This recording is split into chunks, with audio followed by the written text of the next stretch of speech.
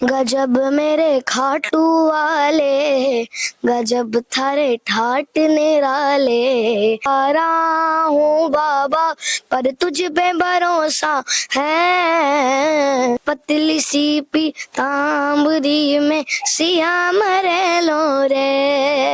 नमस्कार, राम राम सभी दर्शकों का। तो हमारी एक मुहिम है जो छिपी हुई प्रतिभा है, उन प्रतिभाओं को समाज के सामने लाने का प्रयास करते हैं ताकि इनकी प्रतिभाओं से प्रेरित होकर जो भी बच्चे हैं या बड़े हैं जिनमें जो टैलेंट है वो समाज के सामने आए और वो जिसमें प्रतिभा रखते हैं उसमें आगे आकर अपने हुनर का लोहा मनाए। तो आज हमारे साथ रिदेश अरोड़ा है जिसकी उम्र मात्र 9 साल की है। 9 साल में ऐसी तालीम इनको मिली है, श्याम कीर्तन करता है।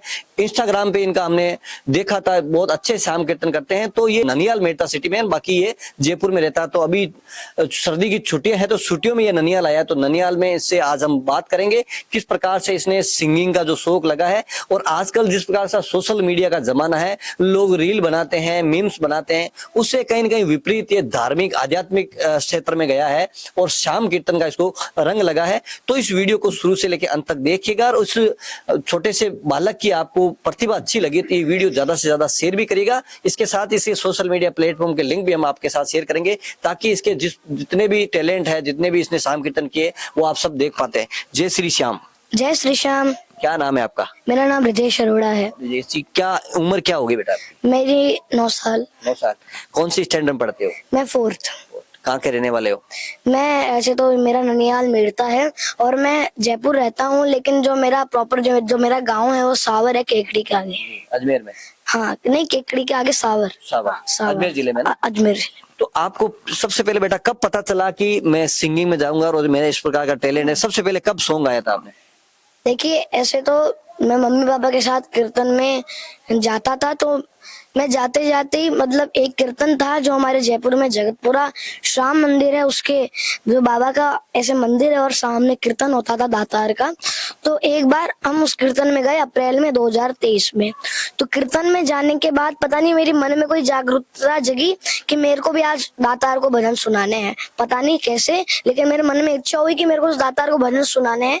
तो उसके बाद मैंने बोला, जो भजन प्रभाग वहां पर भजन गा रहे थे, तो मैंने उनको बोला कि मेरे को भी एक भजन बाबा को सुनाना है। और उन्होंने मेरे को काफी देर बिठाया। जो पहले माइक नहीं दिया आपको? हाँ, माइक नहीं दिया, मेरे को काफी देर बिठाया। तो बहुत लेट हो गया था।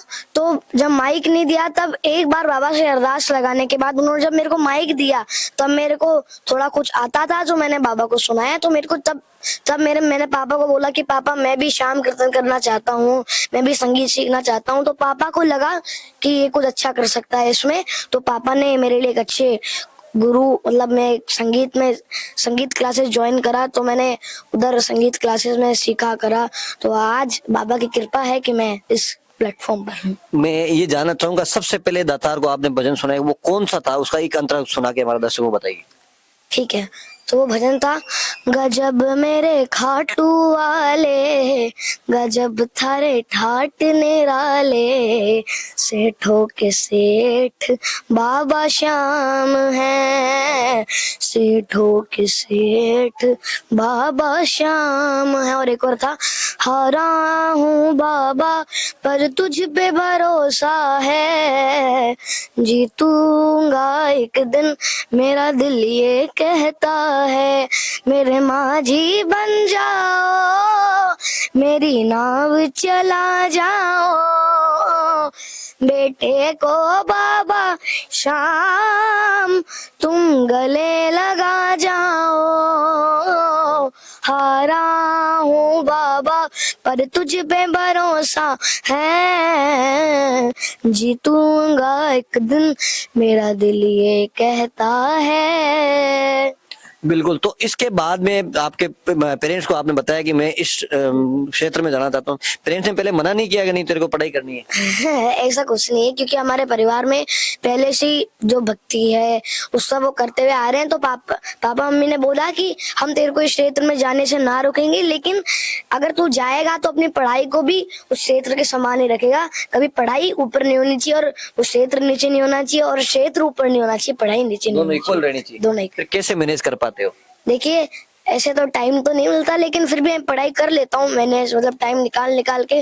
जैसे एग्जाम होते हैं तो मैं पापा को स्पेशली बोल रहा हूँ, पापा कम कीर्तन लेना एग्जाम है, तो मैं कर लेता हूँ, मतलब मैनेज अभी आराम से। महीने में कितने कीर्तन करते हो लगभग आप? 6, 7, 8, 9, 10 कर लेते हो? कर लेते। और कितने घंटे का कीर्तन होता है?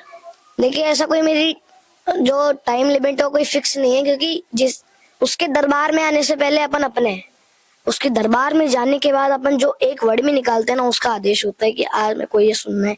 तो कोई ऐसी टाइम लिमिट नहीं है। अगर जो मेरे प्रेमी बैठे होते हैं सामने, अगर वो सपोर्ट कर रहे हैं अच्छा, तो मैं कभी कभार 2 घंटा, 1 घंटा। और अगर प्रेमी सपोर्ट नहीं कर रहे हैं तो देखिए हिम्मत ही हार जाती है मन में कि अब इधर गाने का मन ही नहीं हो रहा, तो उधर ही मैं 1 आधे घंटे में फ्री कर लेता हूँ। लेकिन जब अर्दातार की इच्छा होती है तो मैं 3 घंटे भी गा सकता हूँ, मतलब जितना अच्छा होती है। आपने एक बात अच्छी निकली कि जब आप बाहर होते हैं तो आप अपने होते हैं, जब दरबार में, जब बाबा का दरबार सज होता है तो फिर अपने मन का कुछ नहीं होता, जो बाबा करवाते वो होता हाँ, है। बिल्कुल। कैसी फीलिंग आती है उस समय? उस समय ऐसा आता है कि जैसे कोई कंधे पे हाथ रख के बोल रहा है, तू और मैं भी तेरा, ऐसी फीलिंग आती है उस। अच्छा, ऐसे कीर्तन में जाने जब भी गए हो, ऐसा कभी कोई ऐसा मौका नहीं है जब किसी ने, आप ऑडियंस ने कहा ये भजन गाओ, कभी आपको आया नहीं, ऐसा कभी नहीं, ऐसे कई बार होते हैं, लेकिन मैं जब ऑडियंस बोलती है ना कि भैया आप ये भजन सुनाओ मेरे को, और अगर मेरे को आती है, भजन आता है, तो मैं अपनी पूरी वो 100% देता हूँ कि मैं इस भजन को अच्छा कर पाऊँ। और जब भजन नहीं आता है तब मैं उनको बोलता हूँ, भैया आज मेरे को ये भजन नहीं आता है, अगली बार जब भी आप कीर्तन में मिलोगे मैं आपको जरूर सुनाऊंगा। जब ऑडियंस बोलती है ना मेरे को कि भैया ये भजन सुनाओ, तो अगर मेरे को आता है तो मैं ये नहीं समझता कि ऑडियंस बोल रही है, मैं समझता हूँ मेरा बाबा आदेश दे रहे हैं कि आज तेरे को ये भजन सुनाना है, बस। तो रिदेश, अभी सोशल मीडिया का जमाना है, इंस्टाग्राम का जमाना है, लोग रीले बनाते हैं, हंसी मजाक कॉमेडी की वीडियो बनाते हैं, बहुत वायरल होते हैं, तो कभी आपका मन नहीं गया कि मैं इस तरह की मीम या रील बनाऊं? नहीं नहीं, आपके क्लास वाले बच्चे भी नहीं बोलते यार कहाँ इसमें कीर्तन में गया है, अभी तेरी उम्र क्या है रील बनाने का जमाना? नहीं नहीं, ऐसा कोई बात ही नहीं है, क्योंकि क्लास वाले बच्चों को ही मतलब पता है, आधे ज्यादा लोगों को पता है। मेरे क्लास वाले बच्चे भी मेरे को बुलाते हैं कीर्तनों में, लेकिन उनको पता है कि ये बाबा श्याम कौन थे, इनकी अरदास कैसे लगती है, तो उनको पता है कि क्या होता है ये। तो वो अभी टीचर भी ऐसा कभी नहीं बोलती है, लेकिन जब पढ़ाई में चुप हो जाता हूँ तब तो हर कोई बोलता है। जैसे अब हृदय से किसको अपना आइडल मानता है सिंगिंग में, इस जैसा मुझे बनना है? देखिए ऐसे कोई पर्टिकुलर कोई ऐसे आइडल नहीं है मेरे, जिनको मैं सुनता हूँ, करता हूँ, उनको फॉलो करता हूँ। जो गुणीजन है हमारे, वो सभी से कुछ ना कुछ सीखने को मिलता है। जैसे हमारे आदरणीय गुरुजी संजय जी मित्तल ताऊ जी हो गए, राज पारिक भैया हो गए, प्रमोद त्रिपाठी भैया हो गए, अभिषेक नामा भैया हो गए, गोपाल सेन ताऊ जी हो गए जयपुर के। और देखिए सभी से कुछ ना कुछ सीखने को मिलता है। तो संजय जी मित्तल ताऊ जी हैं, वो जब कीर्तन करते हैं ना, उनके खुद के आंखों में से आंसू आते हैं, वो बाबा से जो तार जोड़ते हैं प्रेमी के, वो मुझे बहुत अच्छा लगता है। राज पारिक भैया का गाने का अलग तरीका है, प्रमोद त्रिपाठी भैया के गाने का अलग तरीका है, सबका अलग तरीका है। अलग तरीके से मैं अपन गायक कलाकार जो होते हैं उनको कुछ ना कुछ सीख मिलती है।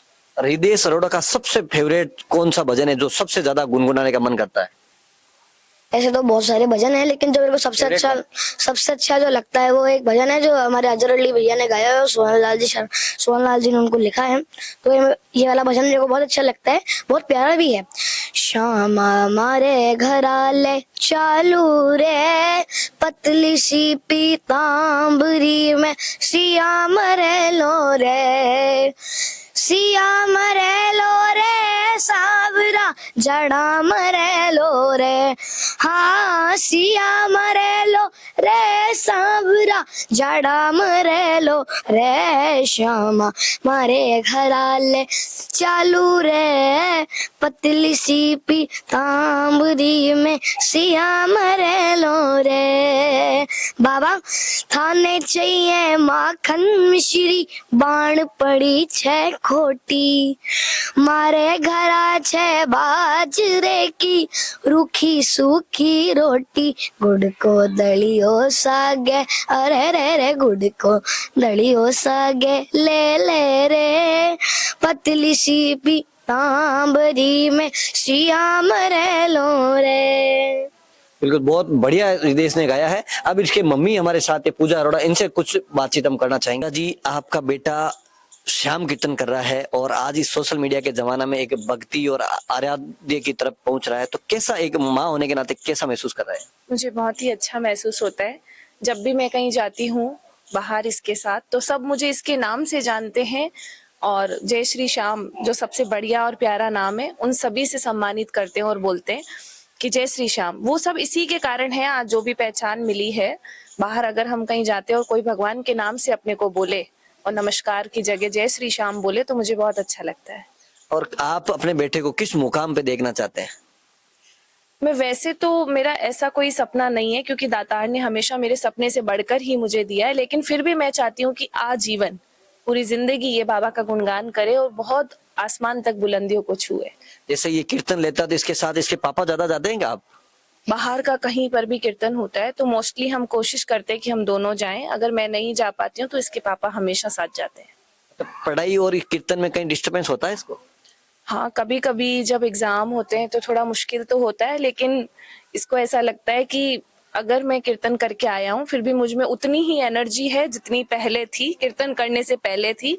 तो कीर्तन करके आने के बाद भी उतनी एनर्जी फील करके ये उस चीज को और अच्छे से कवर करता है। उसको अपना नेगेटिव पॉइंट ना मान के पॉजिटिव पॉइंट मानता है कि अगर मैं कीर्तन करने गया फिर भी मैं इसको पॉजिटिव तरीके से सीख पा रहा हूँ, देख पा रहा हूँ और अपनी बुक्स को पढ़ पा रहा हूँ, तो ये सिर्फ कृपा ही है जो मैं इतना कर पा रहा हूँ। जैसे आपको कीर्तन के लिए अगर कोई इसको बुक करना चाहे तो किस प्रकार से जो पब्लिक है, भक्त है, किस प्रकार से आपसे संपर्क करते हैं? इसकी इंस्टा पे अकाउंट है, यूट्यूब पे अकाउंट है और कुछ जयपुर में इसे सभी जानते हैं। ये खाटू भी जाता है हर 11 को कीर्तन, वहां पे भी बाबा को हाजिरी लगाता है बड़ी 11 को, तो वहां से भी इसको लोग काफी जानते हैं। और इंस्टा अकाउंट पे इसके कॉन्टैक्ट नंबर हैं जिसके थ्रू इसके पापा से बात हो जाती है। कई बार ये भी अपने इंस्टा परिवार के श्याम प्रेमियों से मिलने के लिए लाइव आता है। तो जब भी ये लाइव आता है तो लोगों से संबंध इंस्टा के थ्रू बने, यूट्यूब के थ्रू बने। सबसे बड़ी पहचान इसको बाबा के नाम से मिली, दातार के दरबार में जाने से मिली, तो जो कृपा है वहीं से हुई है। बिल्कुल, बहुत बहुत धन्यवाद। तो ये रिदेश और इसके मम्मी पूजा अरोड़ा जी बता रहे हैं कि इसमें जिस प्रकार से बाबा जो है शाम बाबा का जो आदेश होता है, जिस प्रकार से ये कीर्तन करता है और ये सब कुछ शाम दरबार की शरण में रखते हैं। जो भी आदेश होता है बाबा करते हैं। सोशल मीडिया का भी इन्होंने सारा मिला है, क्योंकि अब वर्तमान में जिस प्रकार की आधुनिकता है उसके साथ भी चलना जरूरी है। तो हम इस रिदेश के साथ आप भी कोई शाम कीर्तन कराना चाह रहे हैं, इसकी आवाज सुनना चाहते हैं, हमने इसका इंस्टाग्राम और यूट्यूब के अकाउंट के लिंक भी हमें उसके साथ शेयर करें, तो आप एक बार विजिट जरूर करिएगा। रिदेश का अगर टैलेंट आपको अच्छा लगा तो इस वीडियो को ज्यादा से ज्यादा शेयर करिएगा, ताकि इस जैसे कई रिदेश और हो सकते हैं जिनमें कहीं ना कहीं छुपी टैलेंट हो सकता है वो बाहर निकले। और एक माता पिता भी अपने बच्चे को इंकरेज करे कि जिसकी रुचि जिस फील्ड में है उसको वहां जाए। अगर इसकी रुचि खेल में है, सिंगिंग में, आप जबरदस्ती पढ़ाने जा रहे हो तो बच्चा ढंग से अपना किसी में 100% एफर्ट नहीं कर पाएगा। उम्मीद करता हूँ ये प्रतिभा आपको अच्छी लगी। एक बार पुनः नई प्रतिभा के साथ आपके साथ रूबरू होंगे। जब तक जय जवान, जय किसान, जय श्याम।